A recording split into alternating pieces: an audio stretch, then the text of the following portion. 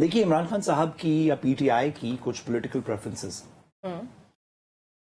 उनको अगर हम कुछ लीगल प्रेफरेंसेस हैं जिनकी हम अभी बात नहीं कर रहे कि मुकदमात में कन्विक्शंस खत्म हो, लोग रिहा हों, दीगर चीजें हैं, कुछ पाकिस्तान तहरीक इंसाफ की फाइनेंशियल कंस्ट्रेंट्स हैं, कुछ टेरिटोरियल, कुछ लीगल, कुछ कॉन्स्टिट्यूशनल कंस्ट्रेंट्स हैं, लेकिन कुछ पाकिस्तान तहरीक इंसाफ की सियासी प्रायोरिटीज हैं। अच्छा, सियासी प्रायोरिटीज के अंदर ये है कि उन्हें सियासत करने का इख्तियार हो, इजाजत हो, वो कुछ जलसा कर सकें, इकट्ठे हो सकें, पकड़े ना जाएं, दीगर चीजें ना हो। दूसरा ये कि अगर इमरान खान साहब नहीं भी निकल सकते तो ऐसी पॉलिटिकल लीडरशिप कहीं बाहर मौजूद हो जो अनकॉम्प्रोमाइजिंग हो प्रेशर के सामने, जिनमें अगर यास्मीन राशिद साहिबा होती हैं या शाह महमूद कुरैशी साहब होते या दीगर लोग जिन्होंने पिछले 2-3 साल के अंदर ये प्रूव किया है कि उन पे जितना भी प्रेशर एग्जर्ट किया गया, ना उनके प्लेटलेट्स ऊपर हुए, ना वो बीमार हुए, ना लंदन गए, ना कुछ और हुआ, वो जेल के अंदर अभी भी मौजूद हैं और ना इमरान खान साहब के खिलाफ बयानात दिए जो कि पीटीआई के बहुत सारे लीडर्स ने दे दिए थे, राइट। तो कुछ चंद ऐसे लोग हैं जिन्होंने ना कॉम्प्रोमाइज किया ना टूटे। अगर किसी तरीके इस तरह के लोग हिरासत से बाहर सियासत में हों और सियासत करने की इजाजत हो तो ये पीटीआई की एक पॉलिटिकल ऑब्जेक्टिव होना चाहिए। सिर्फ इसी तरह सियासत आगे बढ़ सकती है, सिर्फ इसी तरह वो किसी तरीके पे, किसी सेटलमेंट पे, किसी इलेक्शन में, किसी और तरीके में पहुंच सकते हैं to the corridors of power.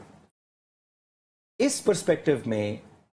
तो मेरा ख्याल है इमरान खान साहब की हर स्ट्रैटेजी यही होनी चाहिए पॉलिटिकल पर्सपेक्टिव के अंदर, अच्छा। कि जो लोग डिस्क्वालीफाई हुए हैं वो रिक्वालीफाई हो जाएं, जो अंदर हैं वो बाहर हो जाएं, जो कन्विक्टेड हैं वो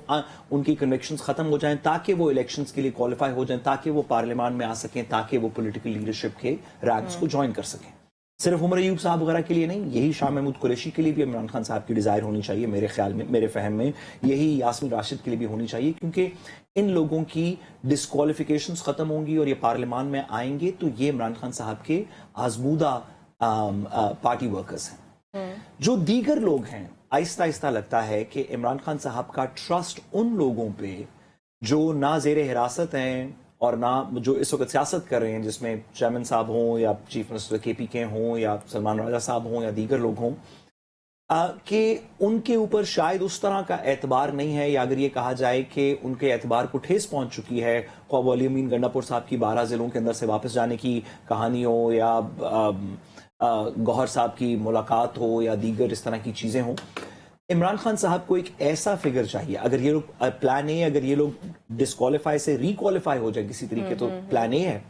लेकिन इनकी एब्सेंस में इमरान खान साहब को ऐसे लोग चाहिए जिनकी बाकी कोई क्रेडिबिलिटी हो या ना हो, एक बात पे यकीन हो कि ये कॉम्प्रोमाइज नहीं करेंगे दूसरी साइड के साथ। ये 12 जिलों में से घूमते हुए रात के अंधेरे में कहीं नहीं पहुंचेंगे, जो भी करेंगे जीतेंगे, हारेंगे, अच्छा करेंगे, बुरा करेंगे, सबके सामने होगा, कोई इसके अंदर बैक हैंड कैलकुलेशन नहीं हो रही होगी। उन लोगों को चुनने के लिए या उन लोगों को ये रिस्पॉन्सिबिलिटी देने के लिए मेरा ख्याल है इमरान खान साहब ने अचक सईद साहब वगैरह का नाम दिया है। तो आपके मुताबिक ये प्लान यही होगा कि जो उनकी डिस्क्वालिफिकेशन, क्योंकि आपने कहा कि जराए ये कह रहे हैं तो आई एम श्योर कि यही होगा। अच्छा, ठीक है।